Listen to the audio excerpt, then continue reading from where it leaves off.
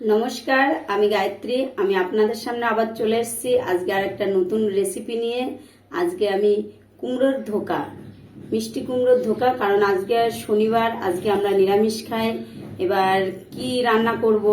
এবার শনিবারে তো ছেলেমেয়েরা খেতেও তো খুব বায়না করে। এবার আমি যদি এই ধোকাটা রান্না করি, আমার মেয়ে ছেলে সবাই ভালো খাবে। সেজন্য ধোকাটা রান্না করব। আপনারা দেখতে থাকুন কিভাবে রান্না করব। প্রথমে এই যে 400 গ্রাম কুমড়ো নিয়েছি, কুমড়োটাকে এই টুকরো টুকরো করে কেটে নিয়েছি, এই যে টুকরো টুকরো করে কেটে নিয়েছি। আর 100 গ্রাম মটরের ডাল ভিজিয়ে রেখেছিলাম, মটরের ডালটা আমি ভিজিয়ে বেটে নিয়েছি। আর আজকে যেহেতু নিরামিষ, আজকে মশলাও সেরকম না। মশলার ভিতরে দিয়েছি জিরা বাটা, লঙ্কা বাটা, আদা বাটা, ধনে বাটা। তাহলে পরে আপনারা দেখতে থাকুন রেসিপিটা কিভাবে রান্না করি। প্রথমে কড়াইতে সাদা তেল দিয়ে দিয়েছি। এবার সাদা তেল দিয়ে এবার এই কুমড়োটাকে একটু কালো জিরে দিয়ে দিচ্ছি, একটু কালো জিরে ফোড়নে দিচ্ছি, দিয়ে এই কুমড়োটাকে ভালো করে ভেজে নেব।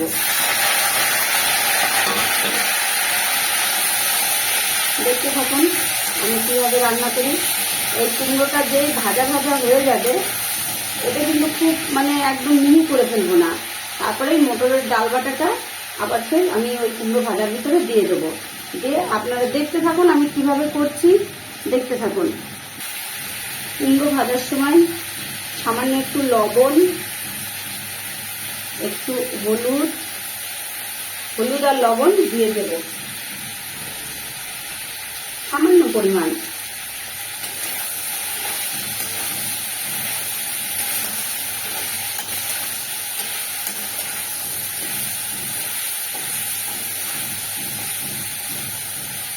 দেখুন কিভাবে আমি কি করছি রান্না। এবার কুমড়োটা বেশ ভাজা ভাজা হয়ে গেছে, একদম মাখা মাখা, একদম হয়ে গেছে, একদম টুকরো টুকরো হয়ে দেখুন মাখা মাখা হয়ে গেছে। এর ভিতরে আমি এবার দিয়ে দেবো সেই আগে থেকে বেটে রাখা মটরের ডাল, এর ভিতরে দিয়ে দেবো। এবার এই মিক্সচার মেশিনের বাটিতে একটু ওই বাটির জল ধোয়াটা, বাটি ধোয়ার জলটা আমি দিয়ে দেব।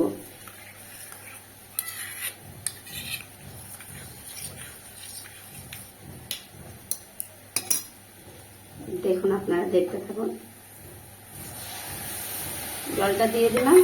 এবার নাড়তে থাকবো।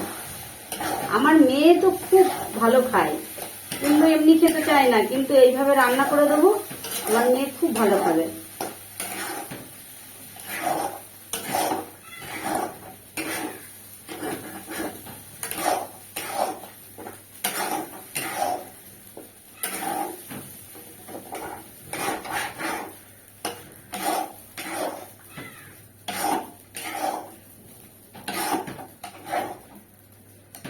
এইভাবে 2 মিনিট মতো নাড়া দেবো।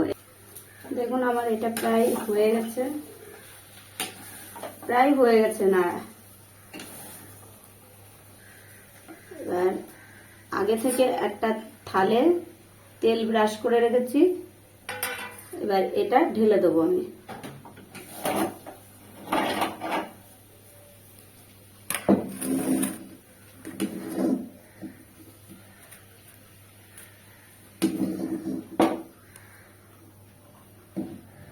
দেখতে থাকুন।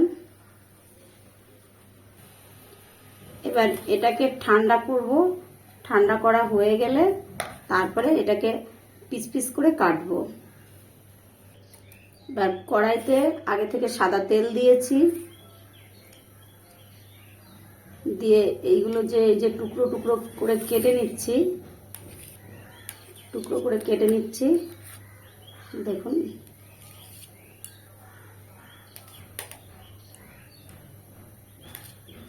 কি সুন্দর টুকরো করে কাটা হয়ে গেছে। এবার এইগুলো এই সাদা তেল দিয়েছি উনুনে, এগুলো একটা একটা করে ভেজে নেব। তাহলে দেখতে থাকুন কিভাবে ভাজি, আপনারা দেখতে থাকুন।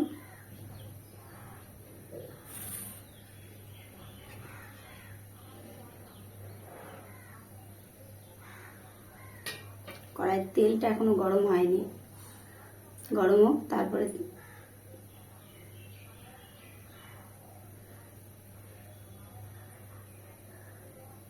খুব সুন্দর লাগে, খেয়ে দেখবেন নিরামিষ দিনে। এই যে ছেড়ে দিচ্ছি।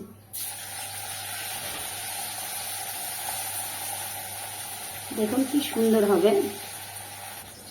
দেখুন আমার এক এক করে প্রায় সব বড়া কটা ভাজা হয়ে গেল, প্রায় হয়ে গেল। আর একটু কড়াই রয়েছে অল্প করে, ওগুলো তুলে নেব, নিলেই হয়ে যাবে সব ধোকার বড়া।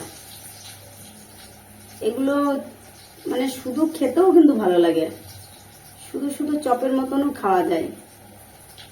দেখেছেন কত সুন্দর হয়েছে। দেখুন হয়ে গেছে, আর কিছু আছে, এই কটা তুলে নিই, আপনারা দেখতে থাকুন।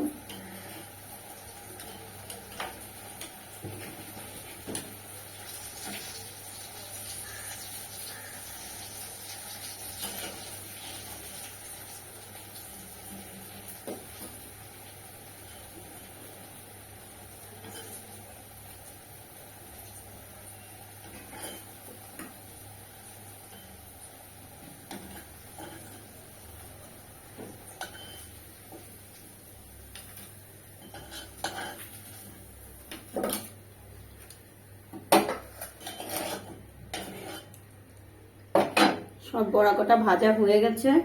কড়াইতে অনেকটা তেল আছে। এবার আমি তো তেল বেশি দিই না তরকারিতে, কোনো সবজিতেই আমি তেলটা বেশি দিই না। এবার এই তেলটাকে আমি কমিয়ে দেবো।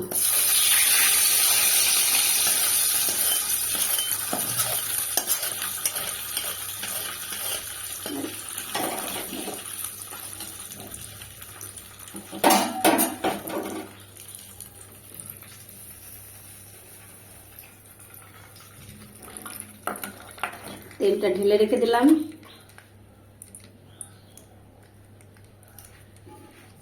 এবার ফোড়নে দেবো একটা তেজপাতা, দুটো এলাচ, একটা লবঙ্গ আর একটা দারচিনি।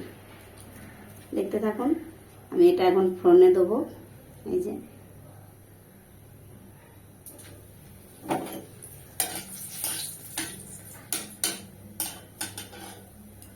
আজকে আমার ঘরে টমেটো নেই, তাছাড়া এতে টমেটো কুচিও দিতে পারেন।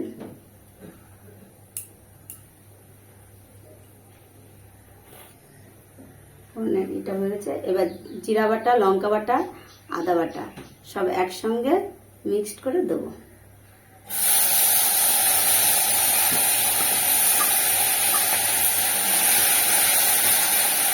একটু জল দিয়ে দেবো কড়াই, বাটিটা ধুয়ে।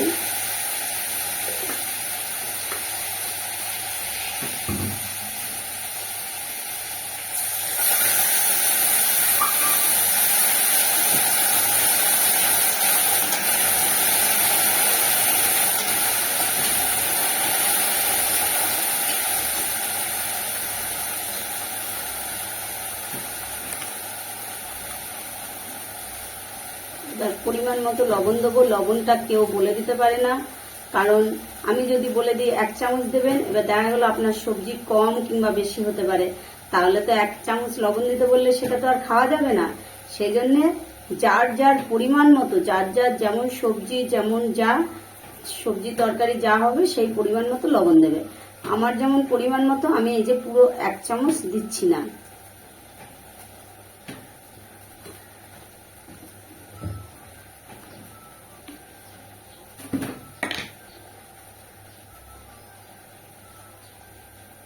হলুদটাও পরিমাণ মতো, কারণ এ দুটো কেউ বলে দিতে পারে না।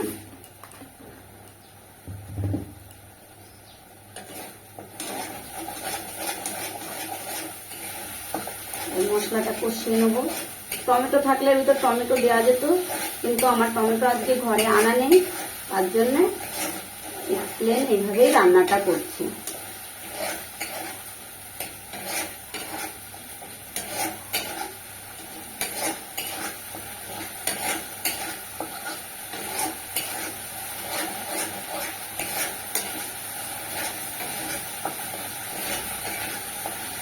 দেখুন কিভাবে মশলাটা কষাচ্ছি, দেখুন আপনারা। মশলাটা কষাতে কষাতে বলে নিই, কে কোথায় থেকে দেখছেন কমেন্ট করে জানাবে, তারপরে শেয়ার করবে, লাইক করবে। নিত্য নতুন রান্না দেখার জন্যে আমার পাশে থাকবে। তোমরা যদি আমার পাশে না থাকো তাহলে তো আমি নিত্য নতুন রান্না দেখাতে পারবো না। এবার তোমরা সবসময় আমার পাশে থাকবে, তাহলেই আমি সাহসটা পাবো। আর নিত্য নতুন রান্নাটা, মশলাটা কষানো হয়ে গেছে, আমি জলটা ঢেলে দিলাম।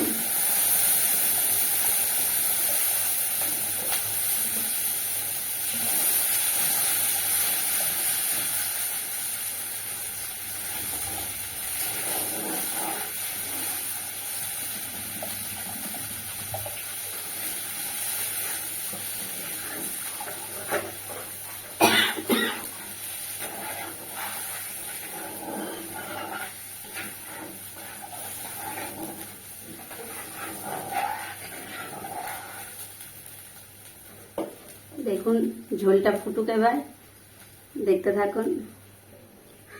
এবার সামান্য একটু চিনি দিয়ে দেবো, সামান্য একটু চিনিটা দেবো।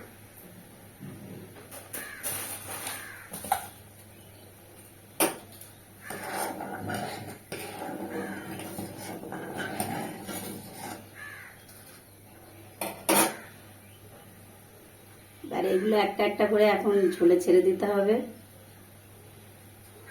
দেখুন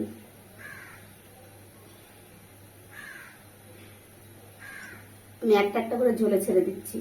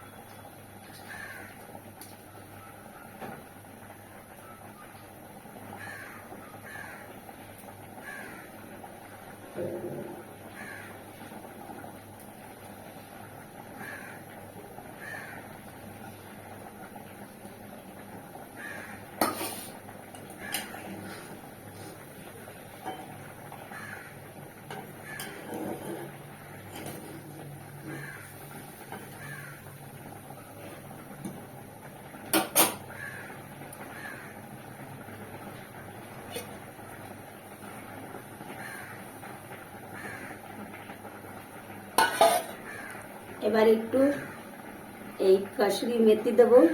এই মেথিটা দিলে একটা ফ্লেভারটা অন্যরকম হয়। হাতে ডলে নিয়ে দিয়ে দিলাম। আর 1 চামচ, যেহেতু নিরামিষ তো সেজন্য 1 চামচ ঘি দেবো, 1 চামচ ঘি।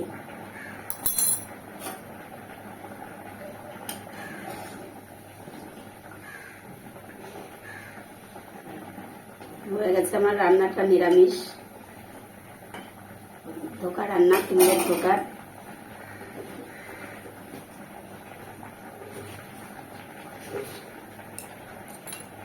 নামানোর আগে একটু এই গরম মশলাটা ছিটিয়ে দেব। গরম মশলাটা দেব।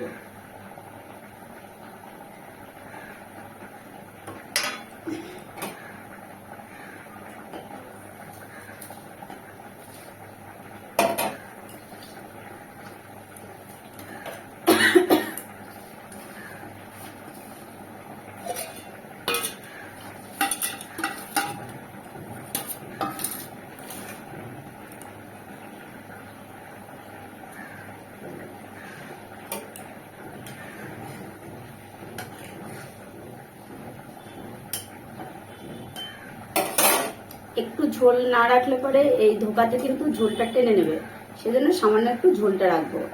গ্যাসটা অফ করে দিলাম। রান্নাটা আমার যেহেতু হয়ে গেছে সেজন্য গ্যাসটা অফ করে দিলাম।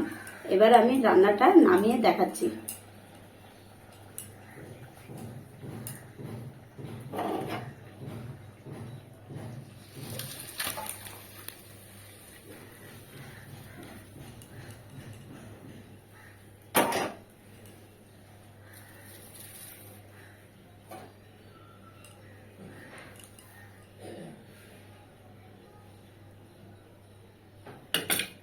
দেখুন কত সুন্দর হয়েছে।